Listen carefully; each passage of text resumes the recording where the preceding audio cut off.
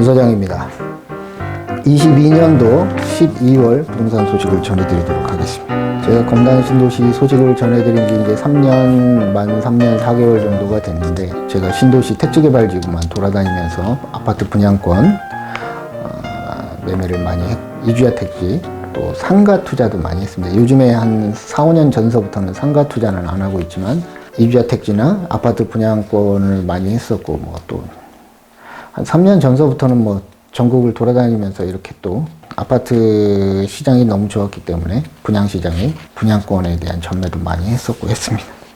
그러다 보니까 우리 이 방송을 들으시는 부동산 사장님들, 검단 신도시에 오신 부동산 사장님들도 제 방송을 보시고 많이 사무실에 오셔가지고 상담을 하시고 창업하신 분도 계시고, 저 본의 아니게 뭐 10년 이상을 하다 보니까 투자를 해주시는, 저한테 투자를 해주시는 분들도 많이 계시고, 이 방송을 보시고, 검단 신도시 아니고 다른 데서 보시는 사장님들도 많이 계시고, 또 입주하시는 검단 신도시 아파트를 갖고 계시는, 보유하고 계시는 분들도 많이 보시고, 또 아파트를 분양 예정인 분들도 많이 보시게 되고, 또 제가 이제 우리 나름대로 부동산 전국에 사장님들 모임 카페가 있는데, 거기 사장님들도 많이 보시게 되고, 본의 아니게 오래되다 보니까 보시는 분들도 많고, 지금은 부동산 경기가 좋지가 않으니까 그래도 이제 보시는 분들이 조금 작아진 것 같아요. 저는 이제 처음에 시작할 때는 많으면 한 200분, 300 구독 수가 그 정도 예상을 하고 쭉 오다 보니까 벌써 3년 한 4, 5개월이 됐는데, 꾸준히 인내하면서 하기는 쉽지가 않죠. 보통 10명이면은 한 8명, 9명은 중간에 포기를 합니다. 그리고 갑자기 뭔 일은 일어나지가 않아요. 꾸준히 하신 분들이 투자도 꾸준히 하고 인내하고 투자하라고 그러잖아요. 투자는 비인기 종목이에요. 인기가 없어요. 꾸준히 이런 공포를 견디는 게 나중에 견딘 만큼에 대한 값어치, 시간에 대한 값어치로 프리미엄이 돌아오는 겁니다. 수익률이 높은 이렇게 제가 투자자분들을 보시면 조급해하지 않고 인내하신 분들이 결국에는 경기는 좋아질 거고, 어떤 이유에서 안 좋아질 수는 있지만 경기는 순환하는 거잖아요. 안 좋아지면 또 국가가 개입을 해서 좋아질 때는 누르는 힘이 될 거고, 국가가. 그래서 정부 정책에 맞서지 마라 그러잖아요. 또 시간이 되면, 이런 상황이 되면 이제 정부가 또, 제가 예상을 했잖아요. 작년 12월 달서부터 문재인 정부가 해놓은 26번의 규제책 전부 다 원점서부터 다시 되돌아가야 된다. 되돌아갈 거다. 이렇게 말씀을 드렸어요. 지금 상황이 딱 그런 상황이 돼버렸습니다. 윤석열 정부가 올해 출범을 했고, 또 이어서 지자체장 선거도 많이 바뀌었고, 그래서 윤석열 정부는 크게 부동산에 대해서 부담이 없죠. 문재인 정부 때는 부동산에 대해서는 부담이 컸고, 그래서 26번이나 부동산 규제책을 발표를 했는데, 그거에 대한 시장에 안 좋은 면이 이제 나타나기 시작했죠. 시간이 지나면서. 그러면서 더 안 좋아졌죠. 사람의 경제는 심리라 그러잖아요. 사람의 심리. 안 좋아질 거고, 꼭 이게 안 좋아지는데, 대부분의 사람들은 우리 주식으로 얘기하면 부하내둥자라 그래가지고, 남들 가는 데는 따라가야 되고, 뒤처지는 것 같고, 그러니까 휘둘립니다. 경험이 없다 보면 그런 경우들이 많죠. 근데 이제 소신 있게 시장이 변할 거고 순환하기 때문에 금리도 너무 낮아졌던 반면에 돈을 많이 풀었으니까 금리도 조금씩 올라갈 거다. 다만 올라갈 때는 시장의 충격을 완화하기 위해서 약간 올리고, 시장에서 스며들고 또 약간 올리고 스며들고 해야 되는데, 올해 같은 경우는 그러지를 못했죠. 미국서부터 화들짝 놀라가지고 처음서부터 판단을 잘못하는 바람에 페드가 인플레는 일시적이라는 생각을 하고 대응을 했었는데, 결국에는 올해 22년도 2월 달에 소련이 러시아가 푸틴이 우크라이나를 침공을 했습니다. 그러면서 화들짝 놀라가지고 금리를 자이언트 스텝을 밟아서 불과 한 10개월도 안 된 기간 동안에 금리를 0.25%에서 4.25%가 됐죠.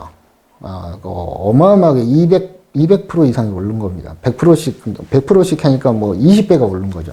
시장에서 그걸 소화할 수 있느냐. 그 충격을 소화할 수 없으니까 부작용들이 나타나는 거죠. 그거에 대한 부작용들이 이제 올해서부터 나타나지 않을까 싶어요.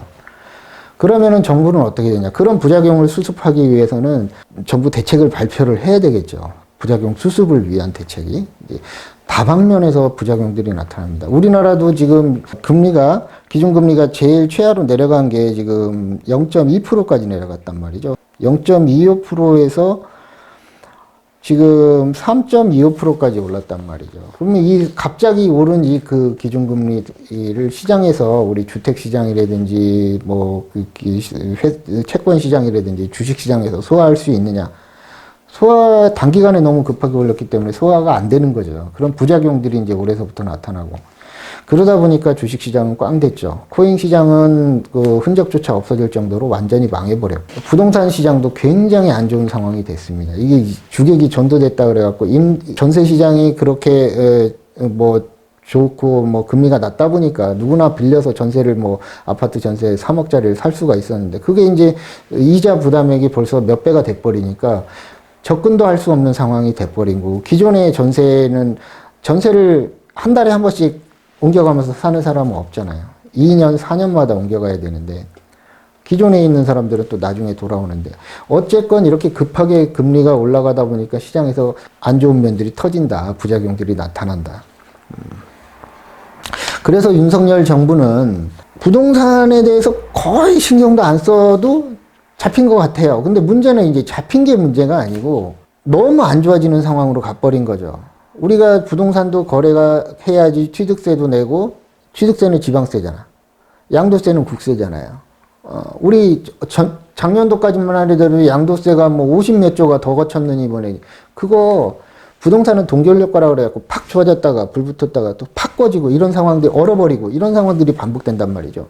그걸 정부가 적절하게 조절을 해야 되는데, 문재인 정부 때는 조절이 너무 오른 게 조절이 안 됐고, 지금 윤석열 정부 때 와서는 또 너무 안 좋은 게 조절이 안 될 겁니다. 그래서 지금 회의도 없이 그냥 다 풀어주는 거예요. 그럴 거라고 제가 예상을 했고, 작년도에. 그래서 규제가 다 풀어질 거다. 지금은 대출이니 뭐니, 검단 신도시만 하더라도 이미 투과지역, 우리가 20년도 6월 1일 날 투과지역이 됐죠. 그 이후에 올해 조정지역으로 다운그레이드 됐고, 지금은 비규제 지역으로 또 다운그레이드가 됐단 말이에요. 다음은 어디냐, 지금 서울에 남아있고, 판교니, 우리 광명이니, 하남이니, 이게 지금 조정지역으로 남아있는데, 이것도 지금 새해 초서부터는 다 풀릴 거예요. 강남 3구를 제외하고 제가 예상하기에는. 주식은, 6명이면 1명이 주식을 한다 그래요. 통계적으로. 경제인구를 보면. 부동산은 거의 60% 이상이 직간접적으로 국가 총생산서부터 80%까지 많게는 직간접적으로 다 관련이 돼 있단 말이에요. 부동산이 죽는다는 얘기는 적절하게 국가에서 그 가격 통제도 폭락을 해버린다든지 이래버리면은, 제가 그랬잖아요. 부동산 폭락하면 정권 바뀐다고. 내후년에 총선이 있잖아요. 하여튼 그런 식으로 바뀔 거다. 그래서 투자를 하다 보니까 이런 얘기도 했는데, 하여간 그런 분들이 제 방송을 들어서 여러 가지로 도움이 됐으면 합니다. 근데 지금 앞으로는 부동산 투자에 대한 유튜버라든지 이런 쪽에 대해서 많이 관심이 없어질 거예요. 왜 그러냐면 이게 하나의 유행이란 말이에요. 돈이 없는데 무슨 투자를 해. 투자해서, 우리가 채권 투자해서 10% 내외의 수익을 난다 그러잖아요. 물론 계속 복리로 나오지만, 연수익이지만, 부동산은 100%, 200% 수익이 났잖아요. 지금 문재인 정권 때 부동산을 해서 돈을 버는 사람도 있고, 못 번 사람도 있는데, 번 사람들은 또 묶여 있어서 그것 때문에 발목이 잡혀서 망하고 자살하는 사람도 있어요. 계속된 그런 수익이 나올 줄 알고 투자를 해서. 그래서, 빚 관리를 좀 잘 해야지. 그 부분에 대해서는, 조금 지나면, 다음에 얘기를 하기로 하고, 하여튼 그렇습니다. 윤석열 정부 들어서 부동산 완화책을 3번에 걸쳐서 발표를 했습니다. 그래서 내년도 아까 처음에도 말씀을 드렸지만 12월 21일 날 23년도 경제정책 방향을 발표를 하면서 23년도에 부동산 부분에 대한 것을 발표를 했는데 제가 예상한 대로 규제는 거의 해결될 거다. 이런 말씀을 드리고 싶어요. 6월 달에 부동산 대책 나왔죠. 6.21 부동산 대책이 나왔고 8월 16일 날 또 그 부동산 대책이 나왔습니다. 이건 공급에 대한 거고 9월 달에 그 지방 토가 지역 그 모두 해제했습니다. 그 세종을 제외하고 수도권의 그 일부도 해제를 했죠. 근데 수도권은 뭐 미미하니까 얘기를 말씀 안 드리고 10월 달에 12.7 대책으로 인해서 중도금 대출 보증 확대하고 15억 이상도 주담대 허용되고 이런 부분도 있었고 이제 규제 26번 한 거를 하나하나씩 다 윤석열 정부에서 풀어가고 있는데, 뭐, 논의할 것도 없어요. 너무 시장이 안 좋으니까 화들짝 놀라가지고 풀 수밖에 없는 상황이 됐습니다. 회의도 안 하고 풀었던 것 같아요. 제가 예상하기에는, 느낌이. 규제 지역도 지금 아까 말씀드렸듯이 거의 다 해제가 됐고, 수도권은 서울 이제 하고 나머지 부분에 대해서는 1월 달 정도에 해제가 되지 않을까, 이렇게 다 예상을 하고 있습니다. 세금 부분에 대해서는 취득세는 우리가 중과세 했잖아요. 그래갖고 12%까지 내던 것도 이제 원위치 돌아갔고, 양도세 부분도 우리가 이제 투과 비조정 지역이 되면서부터 이제 일반과세로 다 이제 1년 이하 45%, 이렇게 40%, 44%, 그리고 6에서 45% 사이 이렇게 일반과세로 2년서부터는 그렇게 됐고, 증여세 부분에 이번에 좀 바뀐 게 이제 이월과세에 대한 부분에 이월과세에 대한 부분이 5년에서 10년으로 내년에 늘어난다고 하고, 증여 내년서부터는 증여할 때 이제 기준시가가 아니고 시가로 한다는 부분도, 그렇고. 종부세 부분은 많이 완화가 됐죠. 종부세 부분은 이제, 6억에서 9억으로 상향됐다가 이제 12억으로 또 상향이 됐고, 제가 그랬잖아요. 기존에 10몇 년 전, 20년 전에 있던 기준들이 주택가격, 아파트 가격이 상승하면서 이제 다 이제 현실화가 되는 거죠. 다만 또 지금 폭락을 했기 때문에 또 이제 또 그 기준이 바뀌냐, 밑으로 내려가진 않을 거예요. 또 이제, 내년도서부터는 이제 스태그플레이션이 된다고 하니까 정부에선 신경을 많이 쓰고 경기 부양에 대한 내용이 나오지 않을까 싶어요. 경기 부양이라는 거는 기업이 어느 정도 금리가 낮아지고 이래서 거품도 있어야 경기가 좋은 상황이거든. 거품이 없으면은 좋은 상황이 아니죠. 국가 경제가. 더군다나 지금 안 좋은 상황인 거는 올해는 최악인 게 중국도 지금 문을 닫았잖아요. 근데 지금 2년 만에 중국도 문을 여는 상황이니까 우리나라가 그거에 대한 혜택을 좀 많이 보지 않을까, 경제에서. 그래서 그런 부분에 대해서 금리가 내년서부터는 차츰 이제 올라가는 게 꺾였다는 얘기는 이제 올라간 공포가 꺾였다는 얘기잖아요. 그래서 그런 부분이 있다. 금리 부분은 이미 아까 처음에 말씀을 드렸지만 0.25%에서 4.5%가 미국 기준금리가 됐잖아요.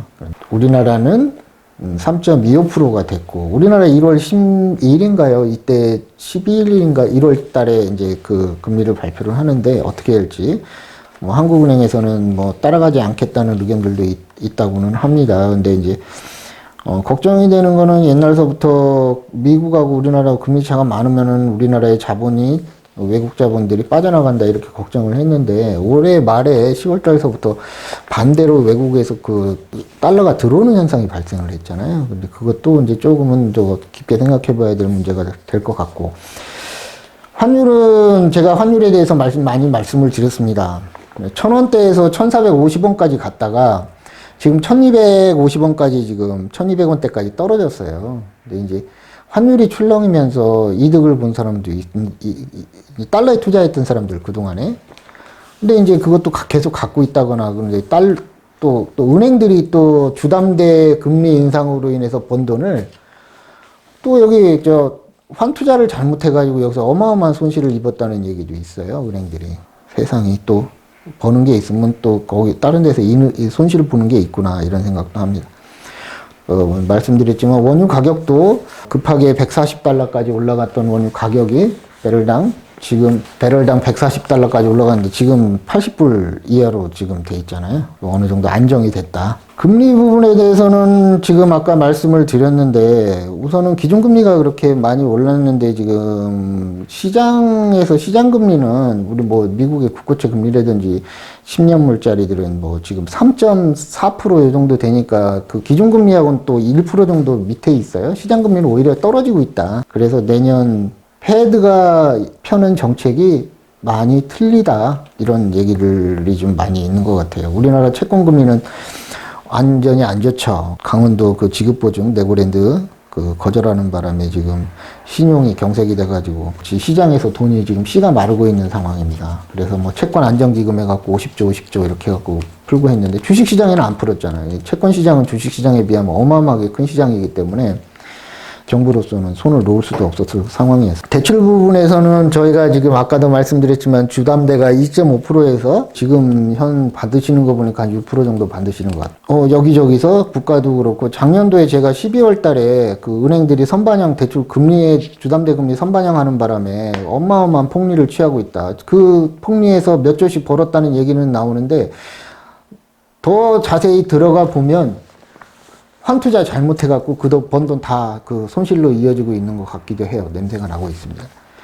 은행들이 투자를 잘 못하는 것 같아요. 광고에는 뭐 IB은행을 진행한다고 제양을 한다 그러는데 맨날 이자 따먹기만 하고 있고 그런 것 같아요. 좀 경쟁력이 좀 많이 생겼으면 좋겠습니다. 이 제조업 경쟁력도 중요하지만 더 중요한 거는 금융시장의 경쟁력이 좀 세야지 나라가 외풍에 흔들리지 않은 것 같은데 제가 보기에는 우리나라의 은행들은 땅 짚고 헤엄치는 것만 잘하고 있다. 이렇게 생각이 됩니다. 결국에는 우리 국민들이 피해보고 있다는 얘기예요. 혜택을 봐야 되잖아. 정부에선 칼 댈 수 있습니까? 얘기했잖아요. 다 기재부 직원들 다 은행에 그서 마련해준 쿠폰 가지고 해외 출장 다니고 그런다고 밥 먹고 그리고 퇴직하면 은행으로 가야 될 거 아니야. 잘할 수 있어? 못하지. 언론사가 광고를 먹고 사는 게 직원들 월급 주고 사장도 이득금을 가져가야 될 자선단체가 아니잖아요. 그럼 기업들이 광고비를 내가지고 내는 돈 가지고 광고 유치 전담하는 기업도 있죠. 다 광고예요. 그 기업, 신문에 나오는 뭐 어느 기업이 뭐 이런데 다 돈 주고 하는 거란 말이죠. 딜을 해가지고. 광고를 얻어오기 위해서. 그러가 갖고 휘둘리고 그 부역자 내가지고 뭐 정부가 어떠니, 뭐 이쪽 정부가 어떠니 저쪽. 이거는 좀 아니야. 그거에 대한 거를 다시 한번 왜 이 사람이 이렇게 썼을까에 대한 부분을 많이 생각해야 되는데 그 언론사에서 쓰는 그 기사를 특히 정치면은 따라하고 그거에 대해서 얘기하는 것보다는 한 번 더 생각해보고 다른 신문도 좀 봐보고 이래야 될 것 같아요. 요즘 좋은 시절이잖아요. 옆으로 샜는데 하여튼 그렇다. 언론도 믿지 마라. 주담대가 다주택자도 대출이 된다. 대출 문제 때문에 이런 이제 금리 문제하고 대출 문제 때문에 이런 문제가 많이 생기고 있는데 시장이 많이 어려워지고 있는 건데 이제 그러면 급하게 올랐어. 그럼 시장이 너무 안 좋으면 또 급하게 내려간다는 얘기죠. 그 다음에는 시장이 또 어떻게 될 건가에 대한 부분을 생각해야지. 지금 하늘에 있는 먹구름을 비바람이 치고 천둥 치는 먹구름만 생각하지 말고 저 산 너머에 햇빛이 있는지 없는지에 대한 부분도 생각을 한번 해봐야죠. 투자가 그런 거지. 그러니까 투자는 비인기 종목이라 그래. 누구나 이거는 얘기할 수 있지. 지금 비 오는 거는 눈에 보이니까. 그 공포를 얘기하는 것보다는 모르냐고 다 알지. 그 공포를 계속 접하다 보면 공포심이 더 심해지잖아. 그럼 사람이 주눅들죠. 경험이 없으니까. 이 공포가 아니고 다음에 뭐가 올 거냐에 대한 부분을 생각하는 게 투자가 아닌가 생각을 해요. 연세 많으신 분들한테 유리해져. 왜? 경험을 해봤잖아. IMF도 경험해봐. 닷컴버블, 그 다음에 리먼 브라더스, 이렇게 다 경험해봤지. 경험이 있다는 얘기죠. 그래서 결국엔 오르잖아. 부동산 가격은. 많이 오르느냐 적게 오르느냐의 차이인 거지 물가 상승 이상으로는 오르잖아요. 요즘에 은행 돈들 다 은행으로 요즘에 이렇게 떨어졌을 때 주변에 신도시, 특히 신도시 아파트를 사라. 이렇게 제가 미리 말씀을, 이렇게 급격하게 떨어졌지만 또 금리가 급격하게 떨어져. 반대 상황이 돼서. 그렇게 될 거예요. 국가가 그걸 조절을 할 거야. 왜? 이거 부동산 잘못해놨다가는 이 나라 경제 전체가 잘못으로 갈 것 같아요. 그렇습니다. 그리고 대출 부분은 그렇게 지금 옛날에 비해서 조금은 이제 공포가 사라지고 봄바람이 슬슬 불어오는 그런 느낌. 이 데이터나 이런 걸로 설명을 할 수 없어요. 근데 데이터를 안 보고 말씀드리는 건 아닌데 그런 느낌을 제가 받고 있습니다. 그래서 저번에도 제가 그 11월 달에 미국 중간선거 이후로 이런 그 봄바람이 불 것 같다 이렇게 말씀드린 이유가 거기서 그런 거예요. 거기 미국서부터 봄바람이 불어올 것 같다. 대출 부분에서는 이제 또 그 다주택자 대출도 됐지만 요번에 그 나오는 게 이제 주택임대차 사업자 제도를 부활한다. 금리가 이렇게 되고 부동산 시장이 안 좋으면 아파트 분양 안 하죠. 공급이 없죠. 공급이 없다는 얘기는 2, 3년 동안 지나고 나면 그때 공급은 지금 바로 할 수 있는 게 아니잖아. 땅 사서부터 이렇게 준비하고 해야지 척척척척 해야지 공급이 계속 연달아서 이어지고 하는데 공급이 없어버리면 시장에서 어떻게 분양을 해? 이런 공포 상황에서. 그러면은 국가에서는 이제 3기 신도시 이런 거 다 뒤로 미루고 폐지 또 취소하고 이러겠죠. 그 다음에 뭐 했냐. 그 다음에 이제 없는 사람들은 못 사요. 경험이 없으니까. 그러면 이제 결국엔 주택을 누가 사줘야 돼? 있는 사람들이 사줘야 된단 말이에요. 그럼 정부에서 있는 사람들한테 혜택을 줘야 돼. 또, 분양 아파트 사라고. 되돌아가는 거야. 10년 전으로. 그러면 어떻게 돼? 대출 다 풀어주고, 주택임대차 사업 다 풀어주고, 확 풀어줄 거예요. 지금 화들짝 놀라있는 상태거든, 정부는. 너무 안 좋으니까. 부동산의 동결 효과 때문에 그래. 그래서 내가 기존에 있는 서울 아파트라든지 구도심의 아파트를 사는 것보다 비싸져 있는 아파트 사는 말고, 신도시에 있는 아파트, 원가가 나와 있잖아. 분양가 상한제 지역이니까. 다음에 분양되는 택지개발 아파트는 검단 신도시 아파트보다는 무조건 높죠. 임금이 높아졌고 건축 자재 비용이 상승을 했으니까. 회사가 절대로 마진을 줄입니까? 안 줄여요. 그러니까 분양가가 높아지니까 검단 신도시 기존에 입주하는 아파트들을 사라. 이렇게 제 의견을 말씀드렸던 거고 그 말은 맞습니다. 너무 일찍 사서 부동산들이 지금은 원가에 나오는데 1년 전에 8천만 원 1억에 산 부동산들 찍어놓은 부동산들 많아요. 죽을라 그러지 지금. 벌어도 시원찮을 판에. 투자 잘못한 거죠. 끝물에서. 다 그렇습니다. 지금 건축 얘기도 잠깐 했는데 지금 건축 시장 완전 꽝이에요. 지금 건축 회사들 조그만 것들 다 나가 떨어지고 지금 대기업 건축 회사도 지금 나가 떨어질 판이단 말이죠. 정부가 이래서 놀라는 거란 말입니다. 또 지금 우리가 지금 부동산 시장이 너무 좋다 보니까 다 좋았죠. 아파트 시장 제일 가운데에 있는 아파트 시장 그것도 신도시 우리 수도권에서는 아파트 시장이 제일 가운데 있는데 뭐 빌라니 오피스텔이니 상가니 다 좋았어요. 유동성이 너무 풍부했어요. 근데 지금 반대 상황이 됐잖아. 그러니까 부작용들이 나타나는 거죠. 그래서 지금 제가 손님들한테 빌라 사지 말아라. 빌라 전세 들어가지 마라. 새로 지은 거 무조건 좋다. 좋은 거 누가 모르느냐. 돈 조금 못해서 되더라도 아파트 전세를 살아라. 지금 여기저기서 빌라 그게 시스템이 이게 지금 빌라 분양서부터 시스템이 아주 안 좋은 이제 알고 나면 안 좋아요. 제가 여기서 시간이 없으니까 얘기를 못하고 그냥 하지 말라고. 지주택 하지 말라고 그러잖아요. 그냥 택지개발지구 국가에서 하는 공공사업 공개발 사업을 해라. 그렇게 얘기를 하잖아. 제일 먼저 오른다, 신도시는. 빌라 사기해갖고 뭐 몇천 채씩 갖고 있는 사람들 뭐 몇천억씩 해가지고 사기치고 피해자 누가 봐요? 다 일반인들이 보잖아. 일반인들은 전 재산이란 말이에요. 전세 가격이래. 그것도 빚으로 있는 거 아니야. 제가 그래서 경매나 이런 빌라나 아파트, 신도시 아파트 외에는 안 합니다. 부동산 투자를 해도. 저도 신도시에 우리 검단 신도시 호반에 살고 있잖아요. 안 해요. 우리 제 자식 아들들한테도 권하지도 않아 주변 사람들한테. 그렇게 됐습니다. 우선은 중국이 코로나 방역 해제를 하니까 내년에는 뭐 우리 안 좋아진다고 얘기하는데 뭐 좋아진다고 했는데 우크라이나 전쟁 터져갖고 1년 동안 죽사발 됐잖아요. 부동산 시장도 그렇고 주식 시장, 채권 시장 다 해서 코인 시장은 완전히 나가리 돼버렸고 돈이 이제 이동을 한 거죠. 그러니까 좋았을 때 항상 조심을 해야 될 것 같아요. 제 경험에 보면. 지금은 이제 투자해야 되잖아. 근데 돈이 없잖아요. 일반인들은 못 하잖아. 그럼 정부는 누구한테 사라 그래야 돼? 있는 사람들 사자. 그럼 있는 사람들이 사줘야 부동산이 살아날, 죄인 취급했잖아. 지금 몇 대씩 갖고 있는 사람들. 아파트 갖고 있는 사람 죄인 취급해. 다시는 이제 또 다시 10년 전으로 돌아가서 집 많은 사람이 또 국가 경제에 공헌하는 상황이 돼버리잖아요. 규제가 이 앞뒤를 생각 안 하고 나오는 규제는 분명히 부작용이 납니다. 지금 부작용이 나오잖아요. 저 잘못했다. 문재인 정부가 부동산 대체 규제는 잘못했다. 시장에서 오히려 저 아프더라도 욕먹더라도 시장에다 맡겨놨으면은 그나마 좀 괜찮지 않았을까 하는 그 후회도 됩니다. 내년에는 제가 예상하기에는 물론 1월 달에 또 이런 말씀을 드리겠지만 이제 경기를 부양하는 쪽으로 나라에서는 힘을 많이 쏟을 것 같아요. 정책 방향을 지금도 나오잖아요. 12월 21일 날 경제 정책에 대해서 발표를 했으니까 경기 부양 쪽으로 많이 하는데 거기서 제일 혜택을 보는 게 인프라. 부동산을 소유할 수 없는 뭐 아파트를 사는 게 뭐 100만 원, 200만 원 갖고 사는 게 아니잖아요. 근데 제가 봤을 때는 미국의 부동산 펀드 전 세계적으로 지금 다 안 좋은 상황이고 우리나라만 안 좋은 게 아니고 요럴 때 그 부동산 펀드에다가 하면은 지금 여기저기서 땅 갖고 있는 사람들 큰 회사들이 나가 떨어지니까 팔라고 내놔도 나가지도 않아요. 땅들이. 그런 거 이제 줍줍하는 부동산 펀드들이 있거든요. 그 펀드들이 1, 2년 후에는 대박을 칠 것 같아요. 제 예상에는.